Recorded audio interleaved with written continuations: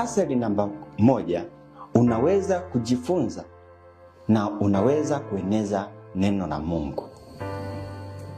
Katika mtandao kama YouTube, Facebook na Spotify, unaweza kuweka jukwaa la kuweka mahubiri pamoja na nyimbo za Injili pamoja na tafakari za kiroho.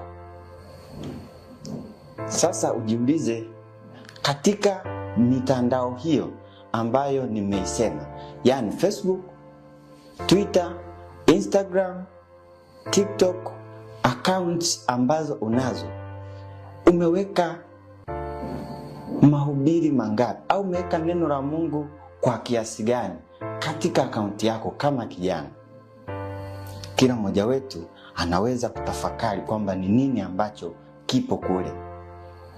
Kwa hiyo katika mtazamo huu wa kanisa, makanisa mengi sasa yanakuwa na mambo mengi ambayo wanajikuta nao wanaelekea huko kwenye mitandao, kwa sababu vijana tupo huko. Yani kumekuwa na mpaka hadi live stream za ibada, yani kurushwa kwa ibada mubashara. Huu ulikuwa ni utamaduni ambao uliletwa na wenzetu, kwamba kuweza kuwafikia wale ambao hawakuweza kushiriki ibada.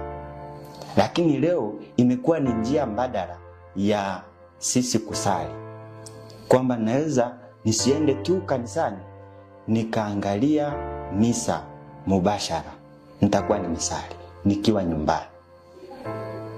Njia hiyo inaweza kuwa rahisi kwako, lakini ikakunyima fursa ya kujumuika na Wakristo wenzako, yani kuonana nao ana kwa ana na kubadilishana maisha.